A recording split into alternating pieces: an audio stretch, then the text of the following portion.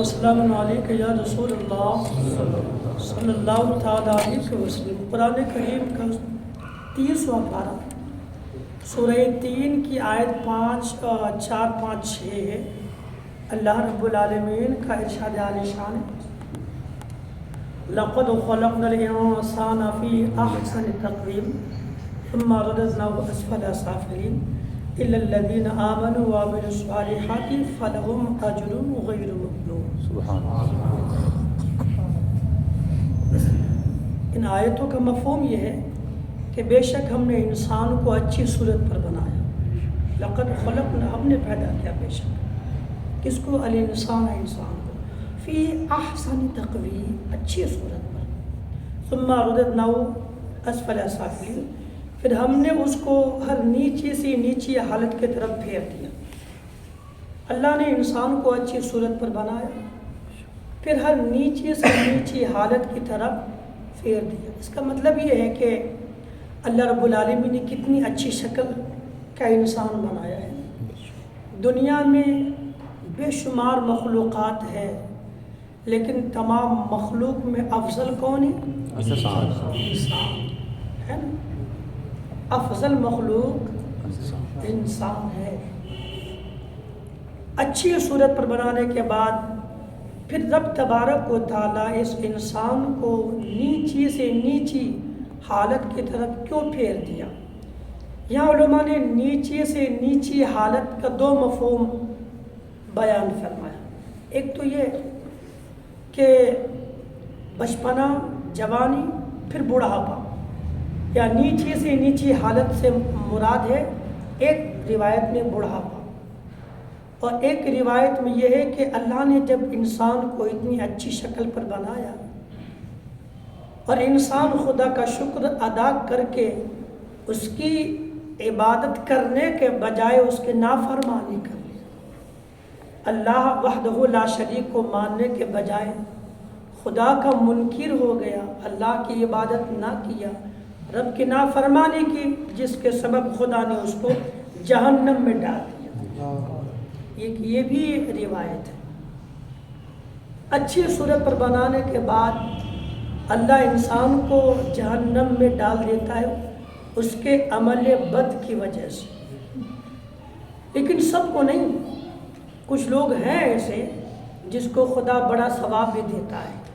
کس کو؟ اللہ خود ہی فرماتا ہے، إِلَّا الَّذِينَ آمَنُوا وَعَمِلُوا الصَّالِحَاتِ فَلَهُمْ أَجْرٌ غَيْرُ مَمْنُونٍ، مگر جو ایمان لایا اور اچھا کام کیا ان کے لیے بڑا ثواب ہے۔ سبحان اللہ۔ انسان میں سب کو جہنم میں نہیں ڈالا جائے گا، جو ایمان لائے گا، اچھا کام کرے گا، اللہ اس کو بڑا ثواب بھی عطا فرمائے گا۔ ایمان لانے کے بعد عمل صالح کرنے کے لیے پھر علم کی ضرورت ہے۔ اِلَّا الَّذِينَ آمَنُوا، مگر وہ جو ایمان لائے، وَعَمِلُوا الصَّالِحَاتِ، اور اچھا عمل کیا۔ تو اچھے اعمال کرنے کے لیے علم ضروری ہے۔ بغیر علم کے کون اچھا عمل کر پائے گا؟ اس لیے کہ اچھا عمل پہلے جاننا پڑے گا کہ یہ کام اچھا ہے۔ آواز آ رہی؟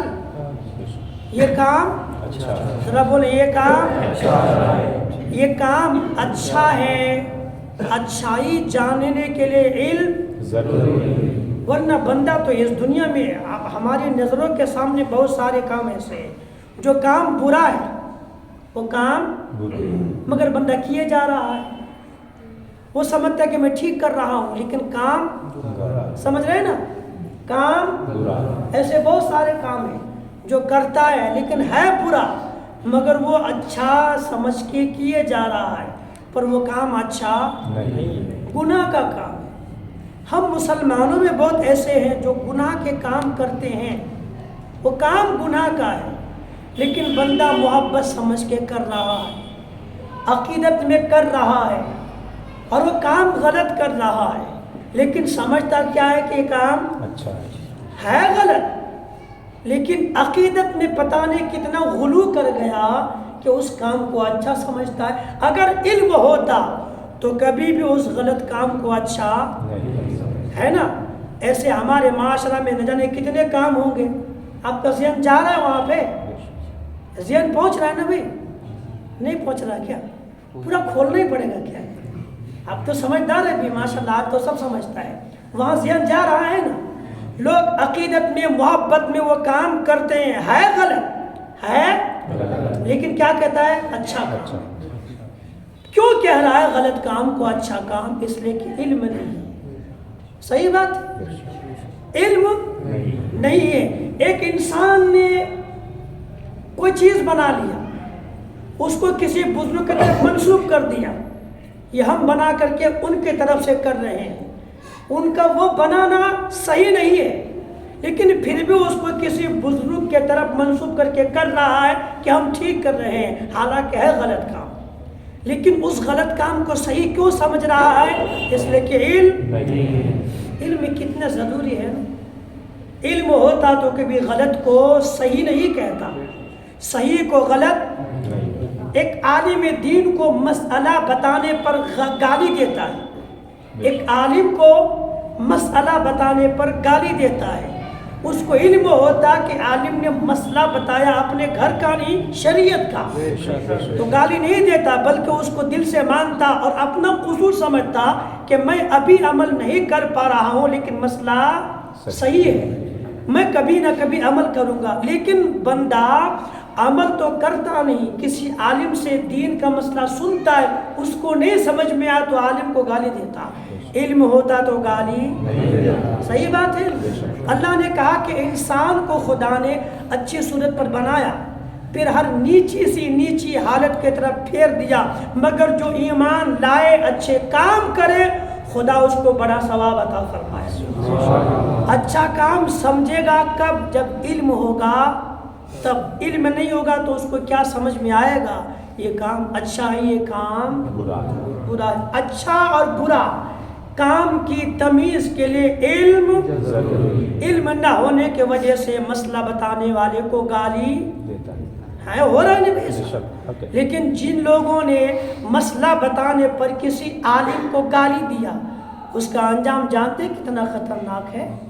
کتنا خطرناک ہے جانتے ہیں؟ فتاوی رضویہ میں اعلیٰ حضرت نے ایک حدیث بیان فرمائی.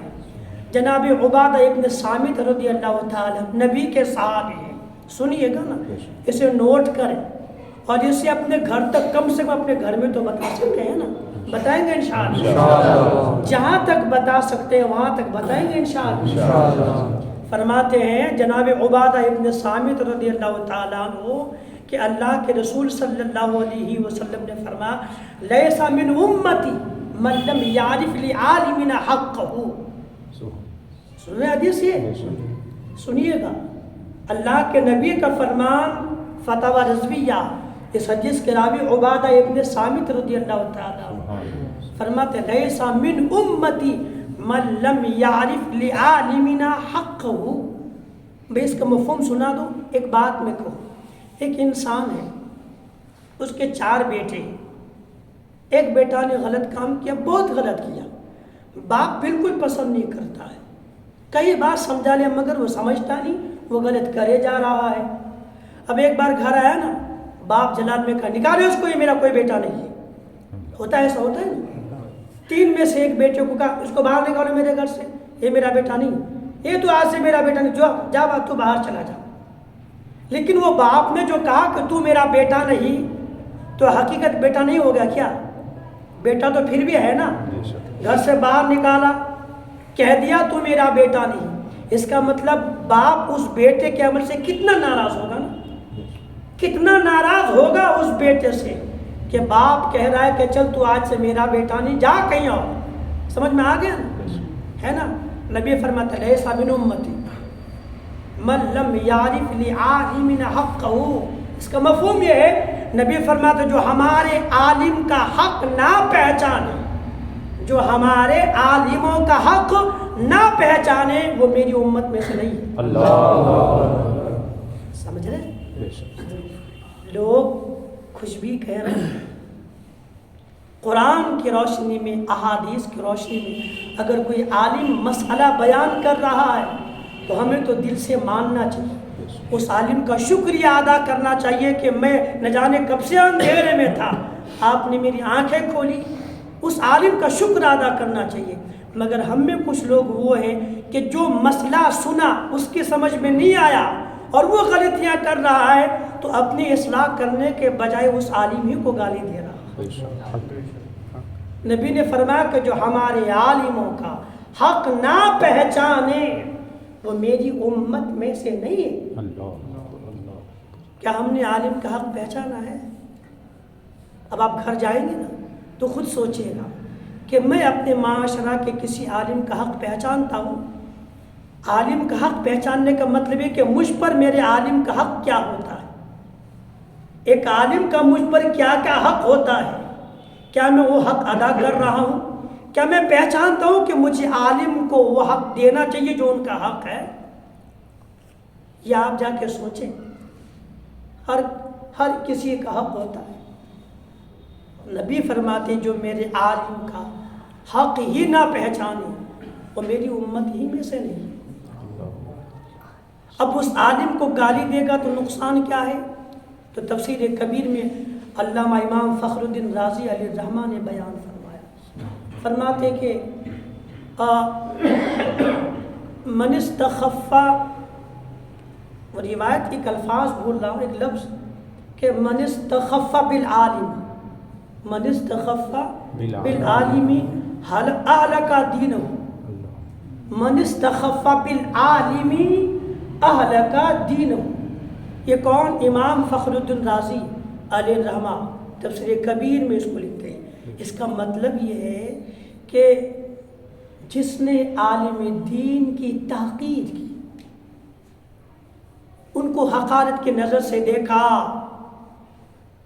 تحقیر کی نگاہ سے ان کو دیکھا، ان کی تحقیر کی، من استخف بالعالم، جس نے کسی عالم دین کی تحقیر کی، اہلک دینہ، اس نے اپنے دین کو برباد کر دیا۔ اب جو گالی دیتا ہے وہ سوچے کہ وہ کیا کر رہا ہے اپنے دین کے ساتھ۔ اہلک دینہ، اس نے اپنے دین کو ہلاک کر دیا۔ یہ قرآن ہے کیا؟ یہاں سے بیٹا جلدی اٹھا اس کو، نیچے والا اٹھا ہے، جلدی اٹھے فٹافٹ سے، جلدی سب اٹھا لیں، نیچے والا اوپر کر دیجیے، سب وہ اوپر وہاں رکھو، اٹھا سب اٹھا، اور تو نہیں نیچے نا،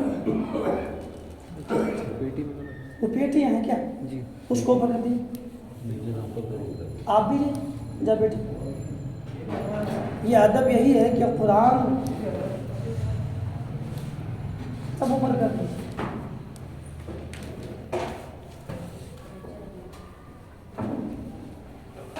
وہ والی پیٹی اوپر کر دیجیے، آئیے والے اوپر، آئیے والے اوپر کر دیجیے، لائن پوری اوپر سے نیچے اوپر رکھ دو، ہٹا کے اوپر سب اوپر۔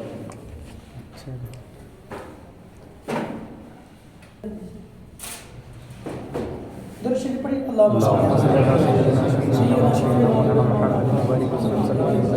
محمد وبارک وسلم۔ وہ پیٹیاں کو یہاں کر دیا، وہ تین پیٹی اس میں یہاں لگائیں، آپ بھی اٹھے جی، پیٹیاں نے پیٹی کا یہاں کر دیا،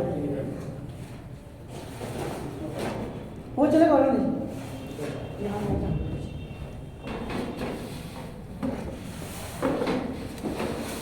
فرماتے من استخف بالعالم اہلک دینہ، جس نے عالم دین کی تحقیر کی اس نے اپنے دین کو برباد کر دیا۔ نہیں کرنا چاہیے، اس لیے کہ کوئی بھی عالم عزت اپنے سے بنا تھا نہیں کہ مجھے یوں ہی خرید کے لے لیا۔ جس کو اللہ علم دیتا ہے، خدا اس کو عزت دیتا ہے، اللہ اس کو عزت دیتا ہے، اور خدا جس کو عزت دے، اللہ نے تیسرے پارے میں فرمایا نا، وَتُعِزُّ مَن تَشَاءُ وَتُذِلُّ مَن تَشَاءُ بِيَدِكَ الْخَيْرُ إِنَّكَ عَلَى كُلِّ شَيْءٍ قَدِيرٌ۔ خدا یہ جس کو چاہے عزت دے، جس کو چاہے عزت دے، تو خدا کسی کو عزت دے گا، ہم اور آپ چلیں گے تو کچھ ہوگا، نقصان اپنا ہی ہوگا۔ کبھی نہ کریں، آپ پہچانیں علماء کا حق کیا ہوتا ہے، اس کی تحقیر نہ کریں۔ اس کی تفصیل میں امام عشق و محبت نے کچھ باتیں بیان فرمائی. فرماتے ہیں کہ اگر کوئی بندہ کسی عالم کی عالم ہونے کے وجہ سے اس کی تحقیر کرے گا، اس کو نہیں مانے گا، معاذ اللہ رب العالمین اسے گالیاں دے گا، تو بندہ کافر ہو جائے گا. اللہ کسی عالم کی صرف اس لیے تحقیر کرے کہ وہ عالم ہے تو بندہ اسی وقت کافر ہو جائے. بیوی گئی، سب کچھ چلا گیا، عصر نو نکاح دورانا پڑے، کلمہ پڑھنا پڑے، مسلمان بننا. اللہ ایک دوسرا کہ عالم ہے علم کی وجہ سے نہیں، مگر دنیا میں کچھ جھگڑے فساد کچھ ہو گیا کسی وجہ سے، دنیاوی خصومت کی وجہ سے کسی عالم کو برا بھلا کہتا ہے، گالی دیتا ہے، تب بھی فرماتے کہ اگر کسی عالم سے دنیاوی جھگڑا کی وجہ سے بھی عالم کو گالی دے گا وہ فاسق ہے. اللہ پھر بھی وہ فاسق ہے، لیکن کوئی جھگڑا بھی نہیں اور علم کی وجہ سے بھی تاخیر نہیں کرتا، مگر یوں ہی اسے کسی عالم سے بغض رکھتا ہے، دشمنی رکھتا ہے، تب بھی فرماتے کہ اب ڈر ہے کہ بندہ کافر ہو کے مرے گا. اللہ یعنی کسی بھی حالت میں اگر کسی عالم سے چڑھے گا، جلے گا، اس کی تذلیل کرے گا، تحقیر کرے گا، تو تین حالتوں سے خالی نہیں، یا تو کافر ہو جائے گا، یا پھر کفر پر مرے گا، یا پھر بندہ فاسق و فاجر ہو کر زندگی گزارے گا. اس لیے یہ کہ کسی عالم نے مسئلہ بتا دیا تو اس سے جلے غلط ہے، وہ خود ہی اپنا نقصان کرے گا. وہ عالم سے نہیں بلکہ دیکھو تو علم سے جلتا ہے. اس لیے کہ مسئلہ عالم بتاتا ہے، بناتا نہیں، بنایا تو اللہ تبارک و تعالیٰ. قرآن حدیث میں اللہ کا رسول کا فرمان ہے، خالی عالم وہاں سے بتاتا ہے. تو جو کسی مسئلے سے چڑھے گا گویا وہ قرآن و حدیث سے چڑھے گا، جو قرآن و حدیث سے چڑھے اس کا ایمان رہے گا. اس لیے کبھی بھی کسی عالم کی تحقیر نہیں کرنی چاہیے، عالموں کا حق پہچانے. بارہا ہم سنتے ہیں کہ اب کوئی نیا نبی آنے والا نہیں، جو دین سکھائے گا وہ عالم ہی سکھائے گا، جو مسئلہ سکھائے گا وہ عالم ہی سکھائے گا. دنیا میں کتنا بڑا جاہل سے جاہل کیوں نہ ہو، وہ کسی بھی کتنے بھی عالم کو گالی دے دے معاذ اللہ، اس کو محسوس ہونا چاہیے کہ مرنے کے بعد جنازے کی نماز پھر عالم ہی نے پڑھانی، بخشش کی دعا عالم ہی کرے گا، مغفرت کو دعا عالم ہی کرے گا. وہ سوچتا نہیں کہ میں کسی عالم کی اگر برائی کرتا ہوں تو جنازے کی نماز پڑھائے گا کون بخشش کی دعا کرے. یہ علماء کرام کا ہم پر احسان ہے کہ وہ پانچوں ٹائم دعا کرتے ہیں، اللہم اغفر لی ولوالدی ولمن تولد ولجمیع المؤمنین والمؤمنات والمسلمین والمسلمات. جو کم سے کم پانچوں ٹائم ہر مسلمان کی مغفرت کی دعا کرے، ایک مسلمان اسی کو گالی دے گا. اللہ اس لیے نبی نے کہا جو ہمارے عالموں کا حق نہ پہچانے وہ میری امت میں سے نہیں ہے. اللہ ہمیں عمل کی توفیق عطا فرمائے. اس لیے ہم کو شوق نہیں رہا نا دین سیکھنے کا، اس لیے پتہ نہیں لوگ کیا نہ کیا کہتے ہیں، لیکن جن کو شوق ہوتا تھا آپ ان کی روایتیں پڑھیں. پاکستان میں ایک شہر لاہور ہے، یہ تب کی بات ہے جب ہندوستان بٹا نہیں تھا، ایک ہی تھا. یہ ہندوستان پاکستان بنگلہ دیش ایک ہندوستان تھا، تب کی بات ہے. اور ہم بیان فرماتے ہیں کہ ایک عالم دین تھے، وقت کے بڑے ولی بھی گزرے ہیں. ان کا نام تھا حافظ محمد اسماعیل عرف میاں کلام، مشہور اللہ کے ولی گزرے ہیں. لاہور شریف میں غالب ان کا مزار ہے. ان کا سب سے بڑا مشغلہ تھا قرآن کریم کی تعلیم دینا، قرآن سکھانا سب سے بڑا مشغلہ تھا. ایک مرتبہ ان کے پاس ایک مسلمان آیا اور آ کے کہا حضور میں نے جس سے شادی کیا میری بیوی حافظ قرآن ہے، حافظ قرآن ہے اور میں کچھ نہیں پڑھا لکھا، اب مجھے اپنے قریب جانے نہیں دیتی، بولتے نا یہ قرآن کی توہین ہو جائے گی، تو جاہل میں حافظ قرآن. اس لیے مطلب یہ کہ اگر تم مجھ سے صحبت کرنا چاہتا ہے تو پھر حافظ قرآن بن کر کے آ. نکاح کے بعد کہ حضور کن کے پاس آئے؟ جناب حافظ محمد اسماعیل علی الرحمہ لاہوری کے پاس آئے. کہ حضور کرم فرما دیں.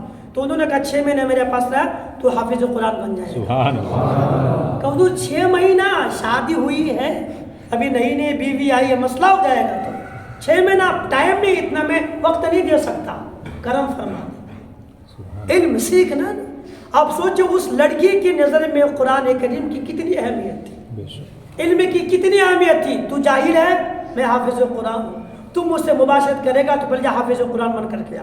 ایسے نہیں ہوگا، ورنہ قرآن کی توہین نہ ہو جائے. جا سیکھ کر کے آ.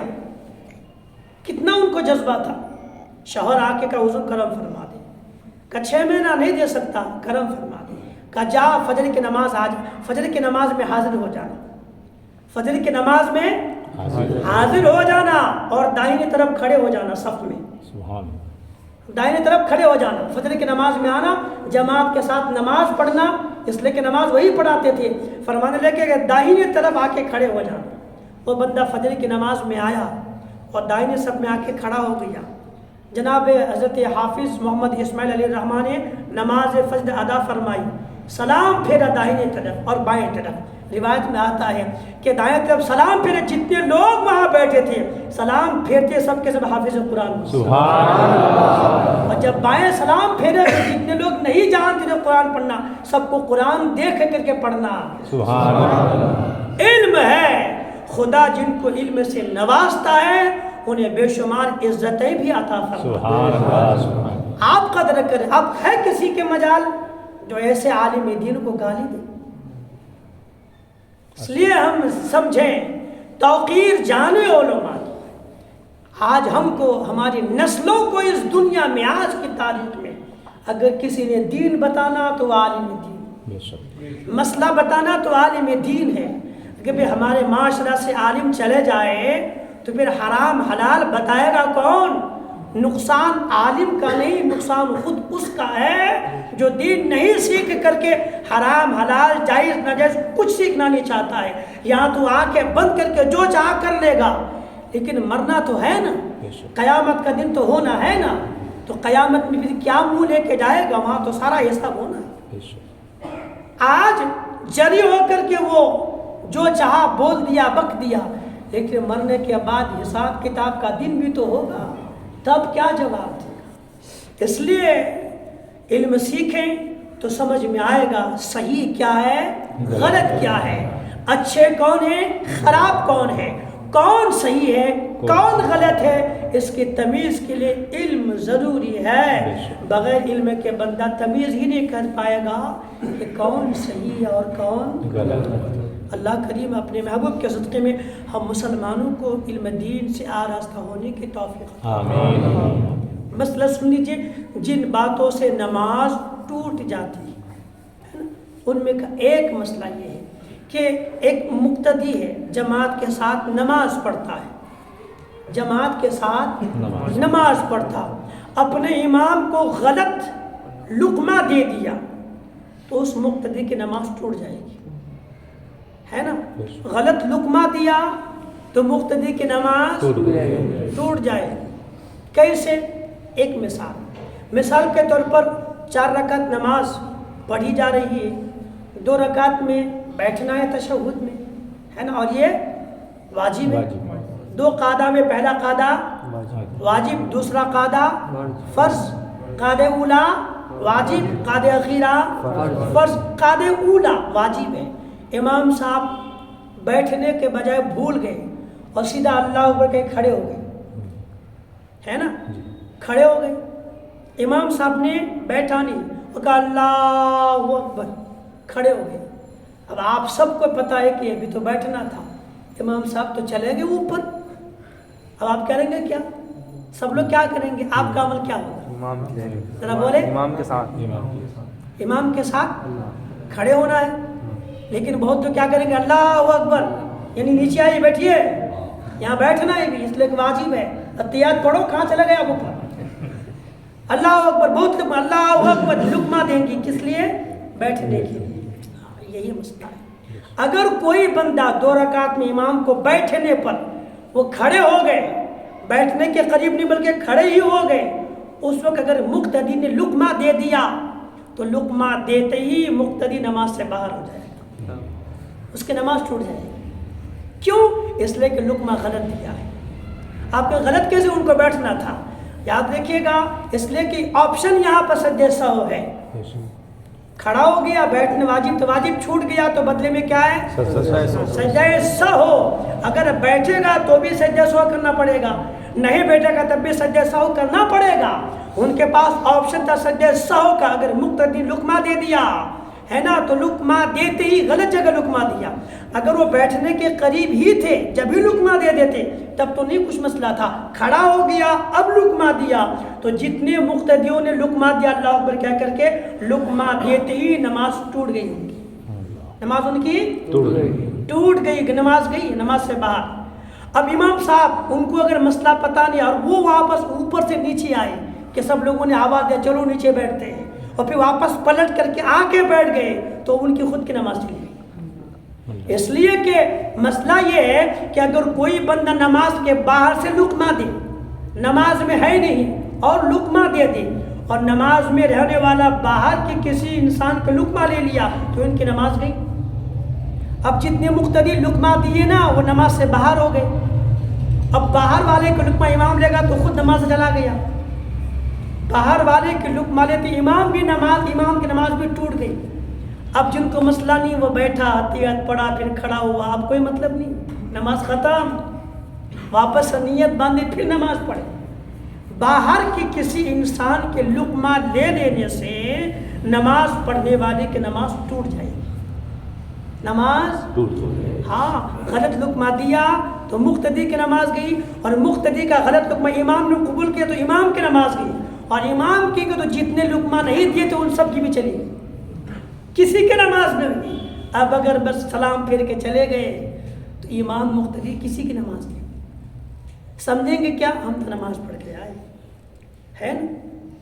بس میں آج صرف یہی مسئلہ بتاؤں گا تاکہ بات ذہن میں رہے, ایک ہی مسئلہ بتاؤں گا تاکہ پھر بات ذہن میں رہے, یہ بات ذہن سے جائے نہیں. کبھی اگر خدا نخواستہ ایسے بھول چک ہو جائے تو امام جب تک بیٹھنے کے قریب ہی ہے تب تک لقمہ دے ٹھیک ہے, لیکن اگر ایک بار اٹھ گیا پھر لقمہ نہ دے, آپ خود بھی کھڑے ہو جائیں.